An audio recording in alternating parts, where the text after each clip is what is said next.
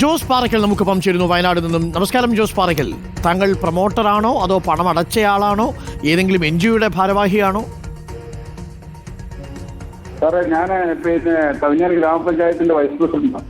ഓ, പറയൂ.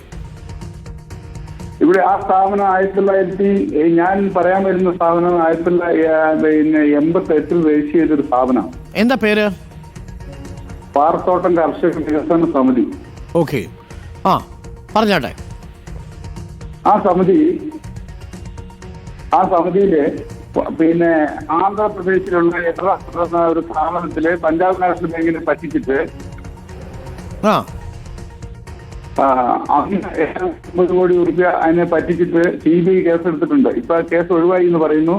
എന്നിട്ട് അയാൾ ഒരു ആലപ്പുഴക്കാരനൊരു സ്വാമി അതിനെ പ്രതിയാക്കി കേസ് കൊടുത്ത് അയാൾ ജയിലിലായിരുന്നു. ഇപ്പൊ അയാൾ ഇന്ന് ഈ കഴിഞ്ഞ മാസം മുമ്പ് മരിച്ചുപോയി എന്നൊക്കെ പറയുന്നു. ഓക്കെ, ഈ സ്ഥാപനത്തെ കുറിച്ചാണോ താങ്കൾ പറയുന്നത്? തട്ടിപ്പ് നടത്തിയ സ്ഥാപനമാണോ ഇത്? ഈ സ്ഥാപനം എന്ന് പറയുന്നത് അവർ കുറെ തയ്യൽ മെഷീൻ കൊടുത്തിട്ടുണ്ട്, ഒരുപാട് ആളുകളോട് പൈസ മേടിച്ചിട്ടുണ്ട്. അതുപോലെ തന്നെ ജൈവവളം, തയ്യൽ മെഷീൻ. എത്ര പേരുടെ കയ്യിൽ സ്കൂട്ടർ വാങ്ങാമെന്നൊക്കെ പറഞ്ഞ് പൈസ വാങ്ങിച്ചിട്ടുണ്ടോ ഈ സ്ഥാപനം?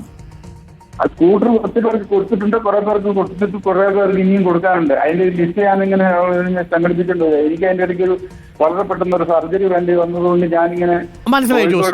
അല്ല ജോസ്, ഈ സ്ഥാപനത്തിന്റെ ഇപ്പോഴത്തെ ഭാരവാഹി ആരാ? ഇപ്പോഴത്തെ ഭാരവാഹി എന്ന് പറയുന്നത് അതിന്റെ പ്രസിഡന്റ് ആരാണെന്ന് നമുക്കറിയില്ല. അതിന്റെ സെക്രട്ടറി എന്ന് പറയുന്നത് തുടങ്ങി അന്ന് മുതൽ വർഗീസ് എന്ന് പറയുന്ന ഒരാളാണ്. ഓക്കെ, ഈ വർഗീസിന്റെ നേതൃത്വത്തിലാണോ ഈ പണം പിരിക്കലും ഒക്കെ നടന്നത്? വർഗീസിന്റെ കെയർ ഓഫിൽ എന്ന് പറയുന്നത് എന്റെ അടുത്ത് അതിനെല്ലാം രേഖയുണ്ട് സാറേ. പക്ഷെ അതിപ്പോ ഇവിടുന്ന് നേരിട്ട് പറയുമ്പോൾ എല്ലാം കൂടെ പറയാൻ പറ്റില്ല. ഞാനൊരു സർജറി വന്നിട്ടുള്ളതുകൊണ്ട് എന്റെ അടുത്ത് ആരെങ്കിലും വന്നാൽ ഞാൻ അതിന്റെ എല്ലാം രേഖകൾ കൊടുത്തുവിടാം.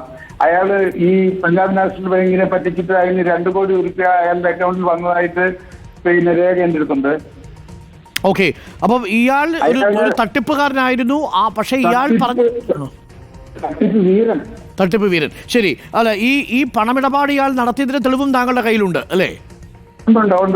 ശരി, ഇനി ഇയാളെ വിശ്വസിച്ച് അവിടുത്തെ സ്ത്രീകളും ഒക്കെ പണം കൊടുത്തു എന്നാണ് താങ്കൾ പറയുന്നത്. ഏകദേശം എത്ര പേരുണ്ടാവുമെന്ന് ഉറപ്പുണ്ടോ? ഏതാണ്ട് എനിക്ക് തോന്നുന്നത് ഏതാണ്ട് ഒരു 10-50 പേർക്ക് അയാൾ ഈ സാധനം വിതരണം നടത്തിയിട്ടുണ്ട്. 50 പേർക്ക് വിതരണം നടത്തുമ്പോൾ അയാൾ ഏറ്റവും കുറച്ച് 100 പേരോ 500 പേരോടെങ്കിലും പൈസ മേടിച്ചിട്ടുണ്ടാവും. അയാൾ അത്രക്കാരനായ ഒരാൾ. ഇപ്പോൾ അയാൾ അവിടെ തന്നെയുണ്ടോ? വയനാട്ടിൽ തന്നെയുണ്ടോ ഇപ്പോഴും? അവിടെ ഉണ്ട്. അയാൾ ഇവിടെ തന്നെ കഴിഞ്ഞാൽ പഞ്ചായത്തുകാരനാണ്. താമസം കഴിഞ്ഞാൽ പഞ്ചായത്ത് തന്നെയാണ്. അയാൾ നമ്മൾ ഈ അസംബ്ലിട്ട് ചെന്നൈ എന്ന് പറയുന്ന പോലെയാണ്. അയാളുമായി ബന്ധപ്പെട്ട എന്തെങ്കിലും പരാതി ഇപ്പൊ പോലീസ് സ്റ്റേഷനിൽ പോയിട്ടുണ്ടോ? ഞാൻ അയാളുടെ പേരിൽ ഒരുപാട് പരാതികൾ കൊടുത്തിട്ടുണ്ട്, ഒത്തിരി പരാതികൾ. ശരി ശരി, ഓക്കെ ജോസ്. എന്തായാലും നമുക്ക് ആ തെളിവുകൾ ഞങ്ങളുടെ റിപ്പോർട്ടർമാർ വന്ന് താങ്കളെ ബന്ധപ്പെടും. ആ തെളിവുകൾ നമുക്ക് റിപ്പോർട്ടർമാർക്കും അതേപോലെ പോലീസിനും കൊടുക്കാവുന്നതാണ്. Thank you Jose.